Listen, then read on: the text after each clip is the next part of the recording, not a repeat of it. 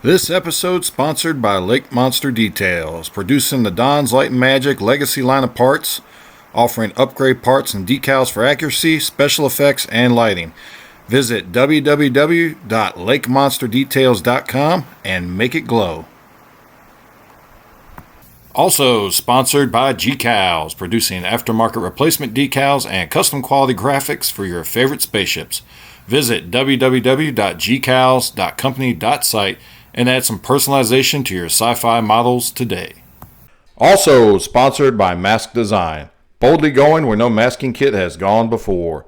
Take your model to the next level of detail and accuracy with a masking kit from Mask Design.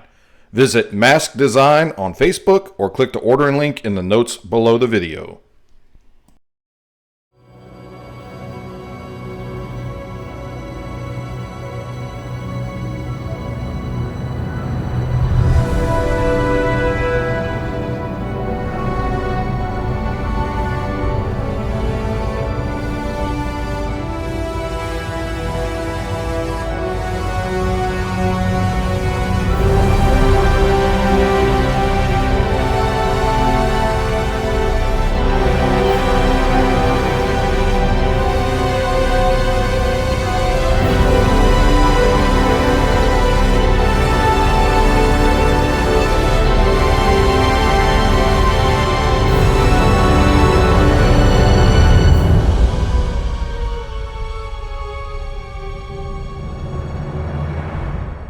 Hey, what's up, fellow modelers? Will here. Welcome back to the Engine's Chair, or if it's your first time, welcome.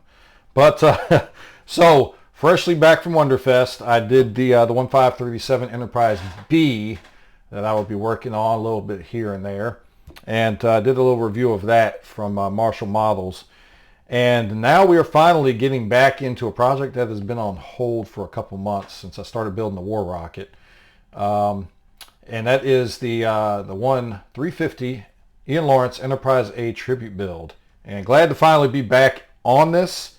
It's been on hold for way too long, but I did want to get that War Rocket done for Wonderfest. But we're back into it, and this episode we're going to tackle a couple things. We are going to get some more work done on the hull. We're going to get the sensor bands reapplied to the outside using Boyd's method.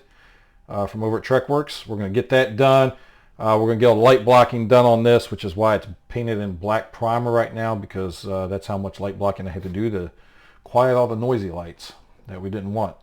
So that's ready to go. I'm going to talk about what else I got to do to this at the end of the episode, going into the next episode. So we'll get into that. We're also going to get into the secondary hull, getting this built. We'll talk about doing some work on the panel lines and getting the Arboretum windows installed. I'm going to go over a technique for doing that. So we'll get some work done on that. And yes, finally after so long, we'll get some progress made on this model and hopefully continue from here on forward without interruption. But anyway, give me a minute. I'll put you on the bench. We'll get to work. All right, so getting back into this, picking up where we left off. Now, I kept this covered up, and I still managed to get a couple of smudges on this ring. So I'm waiting for Gary to send me the 1537 Reliant masks so I can do a build with those and show those off. But I asked him when he sent those if he'd send me a replacement part for this, because this got to be redone. It's got a couple smudges on it and a couple of spots where it got dinged. So I'm going to have to redo that, sand it off and redo that. The bridge is, the BC deck is pretty much fine. Although I am having to do some touch-ups around the base of the bridge from where I repositioned it from before. So I'm working on that, but what I'm working on now is getting this, everything on the edges masked off in preparation to repaint, use a high build primer to repaint, or well, I guess kind of add back in those recessed areas where the sensor bands need to be. And I've got this pretty much prepped, but I've got to, I have put on some of the masking. I've masked off my forward observation. You can see that's blacked out. And I have masked off also the rec deck windows. I've got to mask off these two small windows, but that's because I'm using Gary's window masks. So I'm getting ready to start doing that. I'm going to mask off all these edge windows. And then Gary has also provided sensor band masking right here. So I'm going to use that to mask off the sensor bands. And once I get all that masked off, I'll be ready. I'll mask off a couple other things I got to mask off. Like I want to mask off the BC deck. I don't want to have to redo that. The impulse deck's going to have to be masked off so I don't get anything, along with the impulse engines. So a couple of other little things to mask off, and then I will be ready to use a high build primer, which I'll talk about when we come back. All right, so I've got this completely masked off. I've got that sensor band masked off all the way around. I recommend you do the sensor band first. I got a little gap I got to fill in there still. Do the sensor band first because it'll make it a little easier to do this upper and lower band to kind of keep an eye on making sure that everything's even all the way around. And let me do the sensor band real quick. But yeah, by doing that center one, I found it was a lot easier to match up, or not match up, but keep even the other two sensor bands as you went around. And fill this in.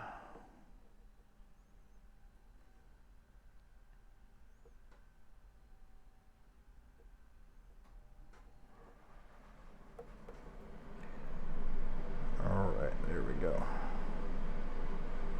So got that filled in. So everything's filled in all the way around. I've covered my forward observation windows.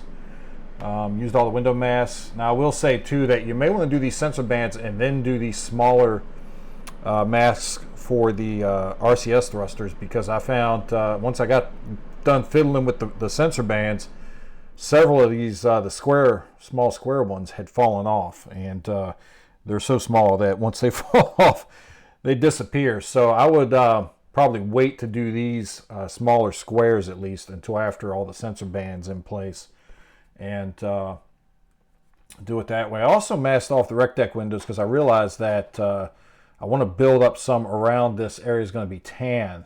It's supposed to be tan around these windows. I showed it in the earlier episode. I do still need to even these out a little bit on the back here. But for the most part, these are all done, all filled in and covered. And there's one other thing I wanted to show you. That's all covered. I've got my impulse deck masked off so that doesn't get messed up, as well as my BC deck and bridge. On these round ones, you have a bunch of extra. Maybe not a bunch of extra, but you got a couple extra on here. So I use those to cover over where my lights are going to be. My running lights or my marker lights are going to be on the edges here. So I covered those over as well as these two in the back with using these little masks. They were just enough to do that. So I got that all covered over, and I have a break in the sensor band for this middle one, obviously, because I've got that forward observation there. So that's how I've done that. But this is pretty much ready to go ahead and start trying to get that build up using that high build primer. And what I'm using is this Duplicolor. Now, I have not used this before, and I know the image looks reversed in the viewfinder. That's because I had to flip it because of the way my camera is set up right now. But I had to order this off the internet. I couldn't find it anywhere local. But it's a Duplicolor 2-in-1 filler and sandable primer, and it says high build formula on it.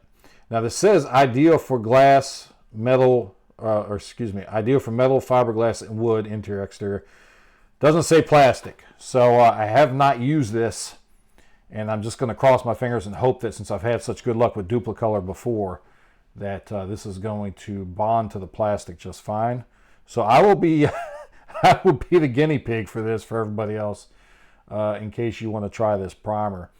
But one thing I do want to say about spray cans is that you want to make sure you shake these up real well, because I know I used to have problems with I would spray a paint out of a spray can, and it would just seem to take forever to dry, or it would never seem to completely dry. And I would also have issues with the nozzle clogging up.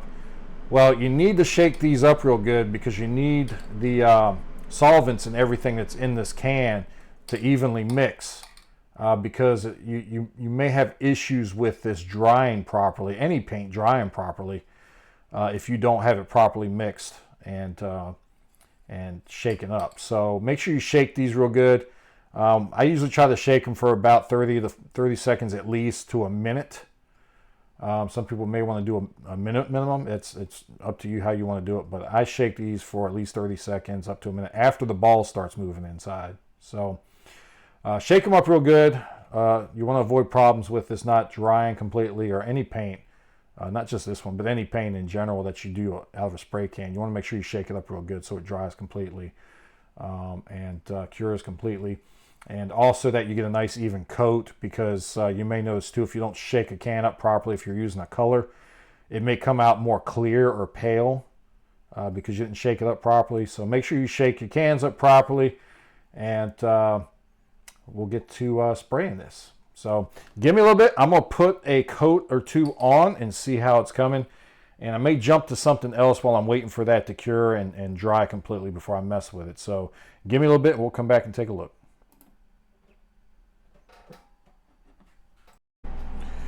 All right, so I've got the saucer section is sitting and drying, and I'm going to let that dry overnight. So while that's drying, I decided to move on to starting to get the secondary hull together.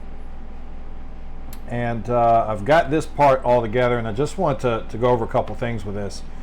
If you've been watching Boyd's build of this over on TrekWorks, his TrekWorks channel, this is pretty much where he stopped in his most recent video. I think it's the last thing you see him do, is he kind of goes over a couple things with getting this hull together. Now, I'm not going to go over everything he goes into. There's a couple modifications he makes to it, so go over to his channel and check that out if you're interested. I will say a couple things though. There's just a couple things I want to point out as far as things that need to be addressed with this. So over on Boyd's channel, he talks about the importance of getting this where this joint comes together on this seam right here. He talks about the importance of getting that as tight as possible. And one thing I want to mention, it's very difficult to get that seam as tight as possible. Trust me, I worked on it, and I did the best I could to get it tight. And it's pretty good, but if you're not able to get it completely tight, it should be, basically, when you get this together, this seam down here should match this seam up here, in appearance. It should look like this seam, and it's kind of hard to do just because of the fit that you have with this seam here, as far as the interconnecting or interlocking tabs or lip that you have along this. So one thing I wanted to mention was, if you have a hard time getting this seam completely together, even if you do get it together, what you may end up with is kind of an uneven depth to this seam, because the glue, when you put your glue in there, sometimes it'll seep out a little bit, and you'll get these little pockets where if you paint it as it is, you'll end up with kind of an uneven looking seam, and it'll look like pits in the grid line. So what I do with this is I will take some perfect plastic putty, and I love perfect plastic putty if you've watched my channel. But this stuff is so easy to work with, and what I'll do is I'll take this and I will just smear it. I'll just use my finger, smear it into the seam, and get that. You don't have to worry about this getting into other seams, because this stuff, if you haven't been watching my channel, or you haven't seen Boyd use this stuff, it's water soluble. So basically, you can come back over this with a wet rag or a Q-tip, which is what I'm going to do here in a minute, and you can clean this up pretty easily. But what this lets you do is kind of somewhat fill that seam in evenly, and it takes away some of that unevenness by doing this. So once you get that filled in evenly, and there's a couple other seams we've got to talk about here too that we're going to have to deal with. But once you get that filled in evenly, you just take I just take a paper towel. I got a little water here in a cup, and I'll just dip that paper towel in the water and come back and just wipe off the excess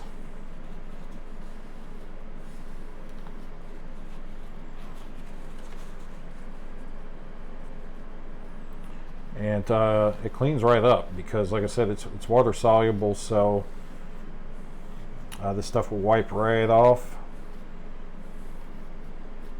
There we go. So I'll get that pretty much cleaned up with a wet paper towel or wet rag. Let me toss this because now it's got. And then what I'll do is I'll come back over that seam. I'll take a Q-tip, get a little wet, dab the water off, and then I'll just come and run along that seam. And what this does is this gets into that seam just a little bit, so that way you still have a panel line here versus it getting filled in. But it leaves enough material in here, enough of that perfect plastic by the end to where you don't have that pitted look in that seam when you go to paint it. So we'll just clean this up with a Q-tip, and by running over this with a Q-tip, it just gives you just enough depth in this where you don't have to worry about it. And if you do have a little bit of a pit, you just come back in and just dab a little more perfect plastic putty in the seam and just clean it up like that. It works pretty easily. So we'll let that dry, but you can see on this side here, if the camera will pick it up worth a darn. I don't know how the focus is going to be on this, but you can see that panel line is, I think it's focused in there. Actually doesn't look too bad after it's filled in and dries. So that's one way to address that seam in particular. If you're having an issue getting that nice and tight to where it looks even all the way across. And a couple other things I want to point out on this. So there's a couple of joint lines that we want to fill in with, and I'll do this with my Bondo. We want to fill in and we want to sand them and get rid of them because they're not supposed to be here. And starting with around the Arboretum window, these two seams where this upper piece kind of joins in here, this seam and this seam, we need to fill in and sand smooth. We need to get rid of those seams. They shouldn't be, they're not part of the model, or they're not supposed to be. So we need to fill those in, sand it smooth.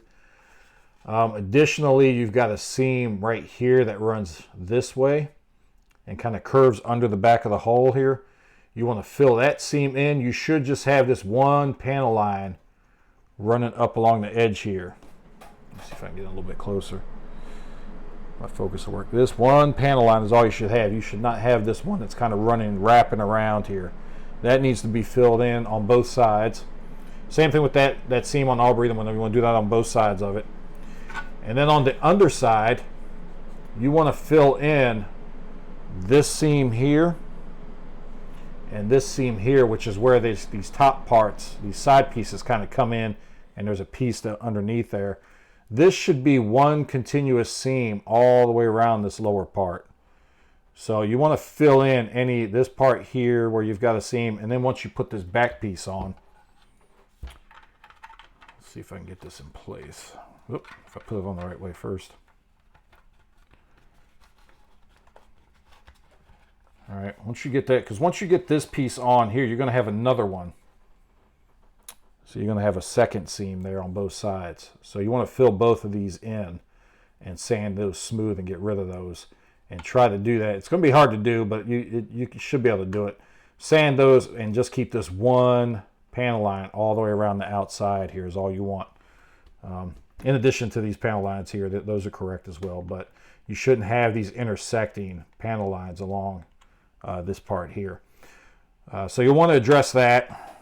And other than that, they did a pretty good job of making this seam here fall along a natural panel line. So that one should be there. Again, it's going to be important when we glue this part on to make sure that we get this nice and tight so you don't have a gap in here that you have to deal with. But just looking at it sitting on here, that shouldn't be a problem. It should fit into place pretty well.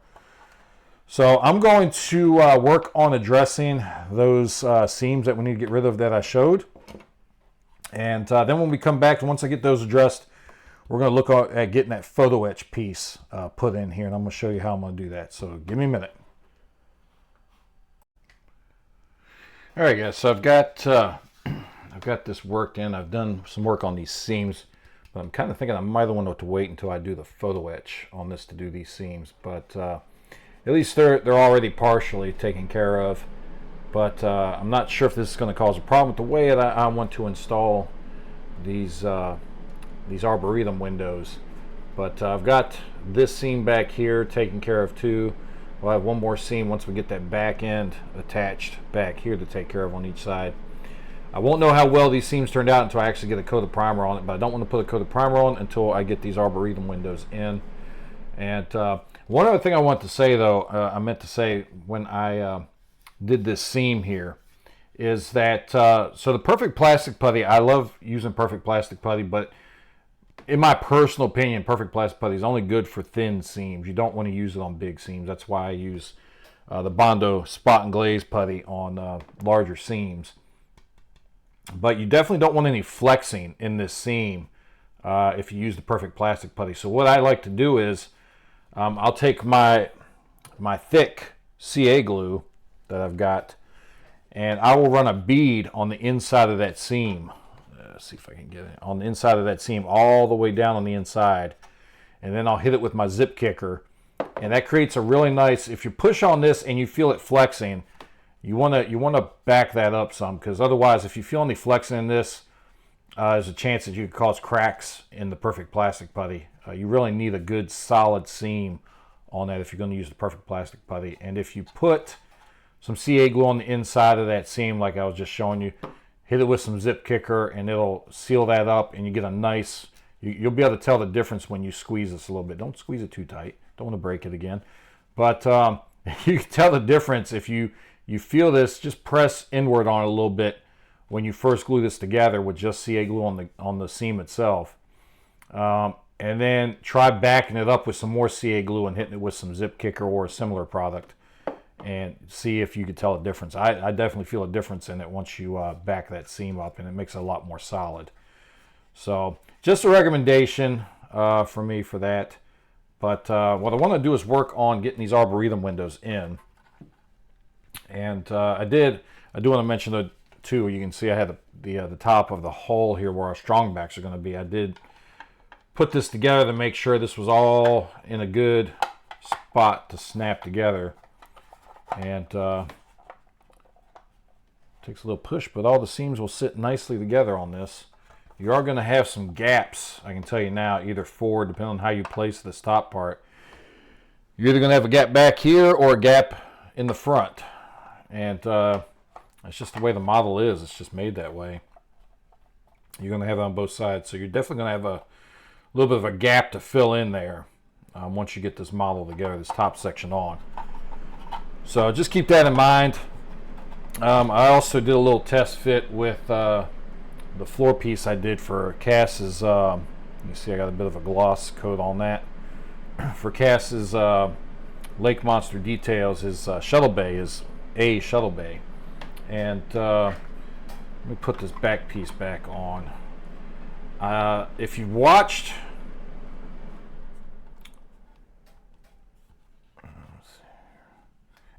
Boyd's build over at Trekworks, you'll know that he had to take, I think it was this front cross member out in order to slide the longer shuttle bay in. But because this shuttle bay is so much shorter, I don't think I'm going to have to do that. I should be able to get it all slid in here. And once I've got everything in, that just pops right into place.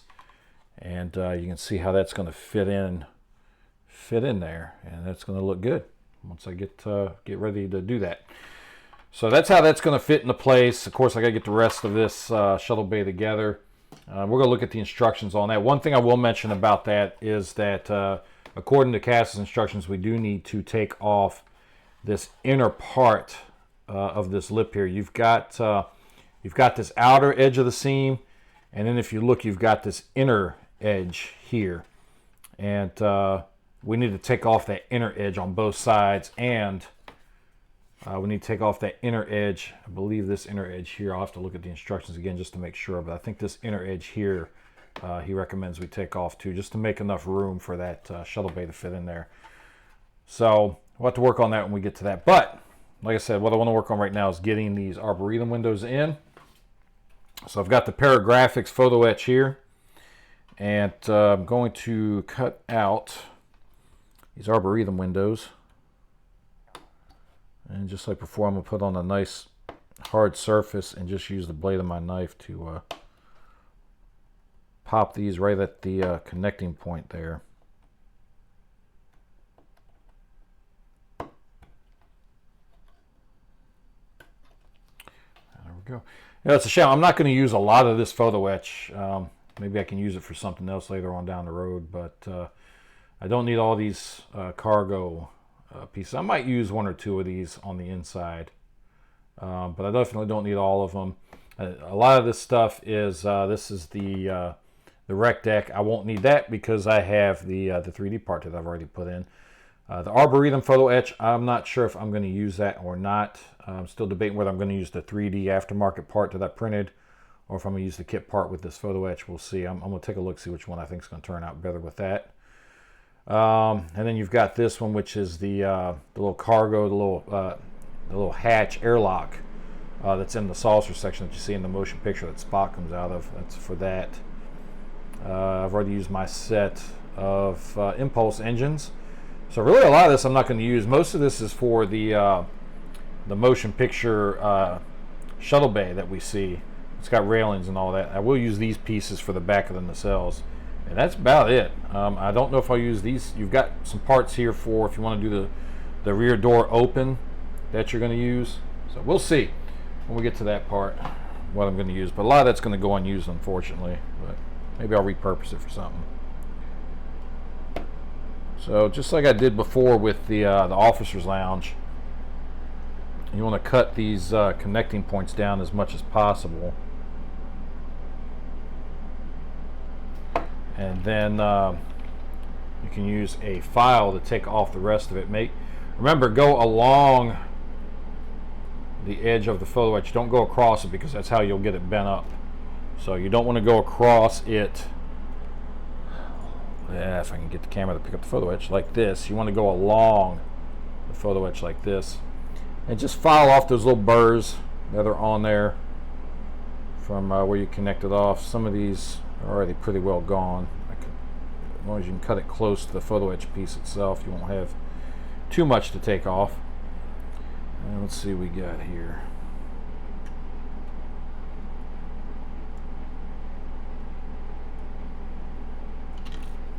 This photo etch actually is already pretty close to the size of the window. And I thought this stuff was supposed to overlap a little bit, but this is kind of fitting inside of the window there.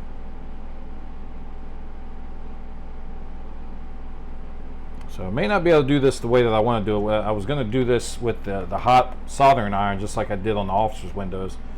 But this piece is actually fitting into the opening itself. I thought there was a little bit of overlap on this, but apparently not. So, give me a minute.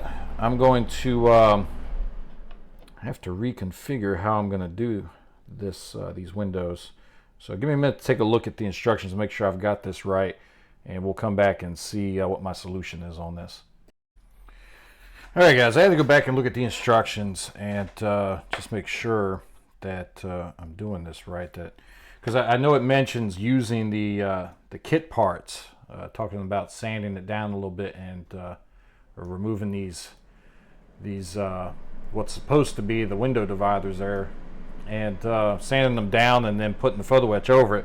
But it also says you could put the photo etch in by itself. And I went back because I know Boyd covered this in his last video, and I went back and looked at Boyd's video, and I realized that he mentioned using the perfect plastic putty in this seam as well, so I guess I didn't go wrong there. But he mentions putting them in place and using tape. He doesn't really show it, but I think I figured it out. I did it on this side, and we'll see how that turns out once I hit it with some primer and see how my sanding and gluing skills went. But I'll show you what I did so that you have some kind of visual idea of how I think this is done. So what I did was I took a piece of clear Scotch tape and I just put it over the photo etch part, just like that. So the photo etch part's sitting on there. And by the way, make sure you're using the right photo etch part, because these have to be in the right position in order to fit in these properly. But I basically just I did it on clear tape, that way you can see through the tape and see how it's positioned in the window opening. And I basically just took the tape and positioned the frame in the opening, and then sealed it down. And you want to make sure you get a good seal around this, because when you put glue on this, you don't want the glue running all over the place and running into your panel lines especially. So just make sure you get a good seal on it, and make sure that you're happy with the way the windows look before you glue it down. And that looks like that's pretty much where it's supposed to be.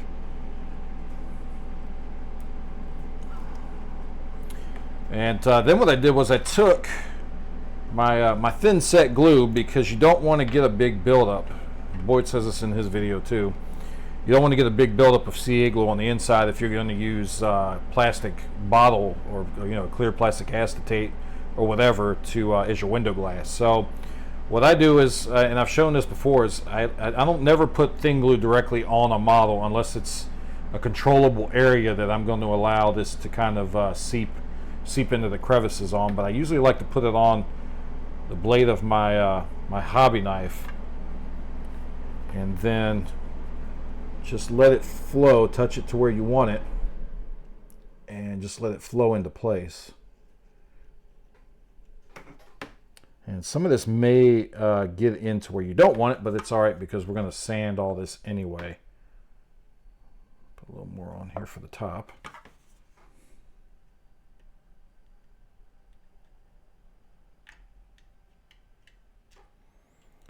So just put enough in there to get it to fill in around the edges of the window, because there is a little bit of a gap.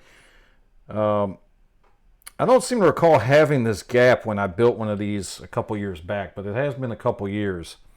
And I thought that I recalled having to remove some of the plastic around the window ledge actually before these would actually fit in place, but these actually fit within the opening on the model. So once I get the glue in there, I'm just going to take a little bit of my zip kicker, and that'll help set that up and accelerate it just a little bit, so I'm not sitting here waiting for this glue to set. Also, if it's filling in a gap, this stuff will set that CA glue up real quick, so it kind of helps to fill in those gaps some, especially since it's a thin glue. I'll give that a couple seconds to set up. And then what we can do is, if this is set properly, we can pull this tape off.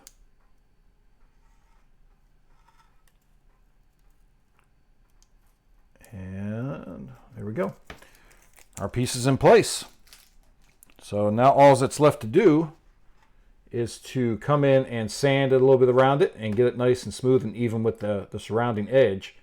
And you'll see none of it seeped out with that tape. You get a nice seal on that tape, it won't seep out, because if you don't get a good seal, you don't want that, especially if you're using a thin glue like I just did, it'll seep out and get into this panel line, and then you're going to have to re-etch that panel line, and it's just a mess. So that's pretty much how I do it anyway. I think that's kind of what Boyd was talking about when he said he used tape to kind of set it in place and then come in the back with your CA glue. But that's the way I figured it out, and hopefully that helps some people out with getting that part in. But I'm going to do some sanding here, and I think I am going to try to get a coat of primer on this just to check this panel line and see how these windows are setting in on this. So give me a little bit to do that, and we'll come back and see how it turned out. All right, guys, so I put a quick little splash of primer on here just so I could see how this was turning out. That panel line actually turned out pretty good. All the way down on both sides. This hasn't completed. There's a little bit of wet spot there still, so it's still got to dry some. But I will say you will notice the difference. This was the first side that I did. It didn't turn out as well as the second side. I don't know if the camera, or if I can get it in the lens. You can see that some of that glue, I didn't get a good seal with the tape on that side, and some of that glue seeped out and made a little bit of a mess. So I'm going to have to do some more sanding on this side. Plus a little more filling, because there's like two little pinholes, I don't know if you can see it on the bottom, where the glue didn't quite fill that in. So I may have to do a little bit of putty around it. But I'm going to sand it down first, get rid of that excess glue, and then I'll put a little putty around it. and come back and do some more sanding. That should be good to go. This side here that I just did on camera actually turned out pretty nice. It turned out better than the other side. Not bad for not having any putty on it yet. So I'll have to do a little bit of putty around that, just like the other side, just to kind of fill in a couple of little pinhole spots. And other than that, it didn't turn out too bad. So that method will work. Just might take a little practice. Like I said, this is the first side I did. Didn't turn out as nice as the second side, but part of that was because when I did it, when I started to pull it up, I noticed it hadn't quite, the glue hadn't quite set all the way, so I just put the tape back down. What I should have done was to completely remove that tape, let it set up, sand it a little bit, and then put another piece of tape over it and come back over it, because by doing this, it didn't get a nice seal again that second time, and I think that's how the glue got under there. As far as these seams back here on the back, this seam on this side turned out real nice. It's hardly, can't even tell it's there. This side needs a little bit more work though. This that one seam that comes around that I said we had to get rid of. But other than that, it's not turning out too bad. I'm gonna do some more work on this, and that saucer is about ready to for me to take off the sensor bands. But I'll bring that over and we'll take a look at it before we take the sensor band masking off. So give me a little bit, we'll come back and take a look. All right, so here we go. Now I've switched programs. Hopefully this doesn't totally screw up the sound, but that other program I'm using, it's just the autofocus doesn't work great, and it doesn't make it easy for me to manually focus. So this program here is a little bit easier to use to manually focus, at least. So hopefully the sound doesn't go quite completely out of whack for people. But anyway, so I've got this pretty much worked out. Let me focus a little bit here.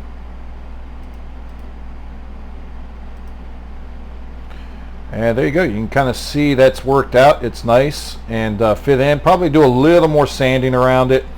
I do have a little bit of cleanup to do on the inside, just from where a little bit of the glue sat inside the window edges on this. So I got to clean it up a little bit.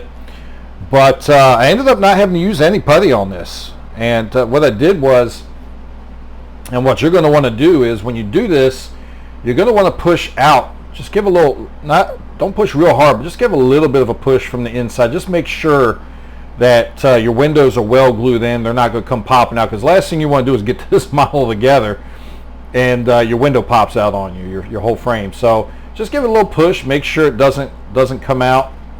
And when I did that, it popped out a little bit. So what I did was I taped back over it, came in again with some thin set glue, and sanded it, gave it another coat of primer, sanded it some more, gave it another coat of primer, and that's how I got where I'm at. And it looks good. Didn't have to use any putty at all on these. So real happy with how these turned out. And those seams are looking better. Still got a little bit of work to do on this seam on this side. It's you can still see where that a little bit of a notch right there I've got to take care of. But this seam over here turned out pretty nice. That one looks pretty good. Maybe a little bit more work, but not much. But gotta get that other part added on, and then we got to deal with the seam here and here, because this should be one continuous loop around this bottom here. So we'll take care of that. And I also want to mention too, when you look at the studio model, where's my top part of that? I just want to go over this real quick. But once you've got all this in place,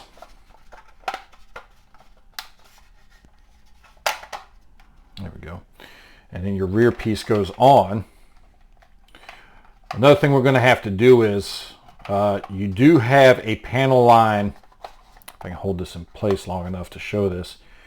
This panel line is a natural panel line, from the top corner right here down to this corner. That is fine, but when you look at the studio model, there should not be a panel line from here over to this side. This should all be smooth and blended in with this part of the rear section, the aft section here. So that's something we're going to have to look at when we get this part attached, as well as the top attached. But that you can't really do anything with that until we get the top attached. And I can't attach the top till I'm ready to put the pylons in place. So we got a little bit of ways to go there. So that's something I'm going to be working on for the next video. I think we're over 30 minutes on this one now, so I'm going to kind of just touch on that, and we'll come back and look at that next episode and do a little more work. And hopefully next episode we'll be ready to take a look at Lake Monster Details Hangar Bay that I'm working on here. I don't really want to go into it too much because it's still in a rough stage.